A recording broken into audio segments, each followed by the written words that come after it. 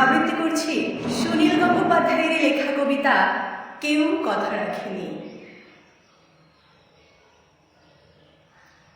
কেউ কথা রাখেনি, ৩৩ বছর কাটল, কেউ কথা রাখেনি। ছোটবেলায় বৈষ্ণবী তার আগমনী গান হঠাৎ থামিয়ে বলেছিল, শুক্লা দ্বাদশীর দিন অন্তরাটুকু সরিয়ে যাবে।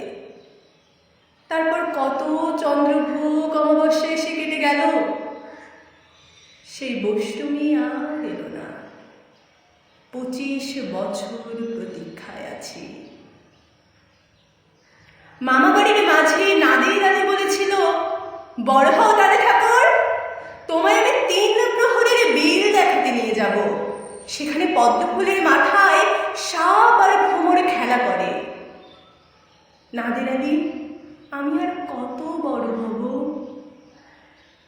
আমার মাথায় ঘরের ছাদ পুড়ে আকাশ স্পর্শ করলে তবে তুমি আমায় 3 প্রহরের বিল দেখাতে নিয়ে যাবে। একটাও রয়্যাল গুলি কিনতে পারিনি কখনো। লাঠি লজেন্স দেখিয়ে দেখিয়ে চুষেছে লস্কর বাড়ির ছেলেরা। ভিখারির মতো চৌধুরীর গেটে দাঁড়িয়ে দেখেছি ভেতরে রাস উৎসব। অবিরল রঙের ধারার মাঝে সুবর্ণ কঙ্কন পরা ফর্সা রমণীরা কত রকম আমোদে হেসেছে। আমার দিকে কেউ ফিরেও চায়নি।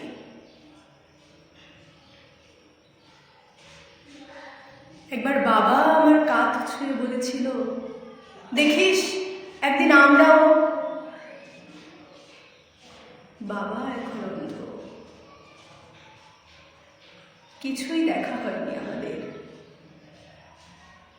সেই রয়্যালগুলি, সেই লাঠি লজেন্স, সেই রাস উৎসব আমায় কেউ ফিরিয়ে দেবে না।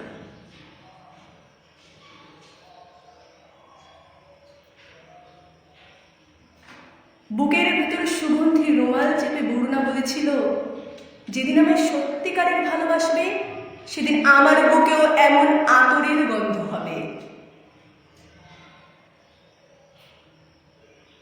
ভালোবাসার জন্য আমি হাতের মুঠোয় প্রাণ নিয়েছি। দুরন্ত শাড়ির চোখে বেঁধেছি লাল কাপড়। বিশ্ব সংসার তন্ন তন্ন করে খুঁজে এসেছি 108টা নীল পদ্ম। তবু কথা রাখেন বরুণা। এখন তার বুকে শুধুই মাংসের গন্ধ। এখনো সে যে কোনো নারী।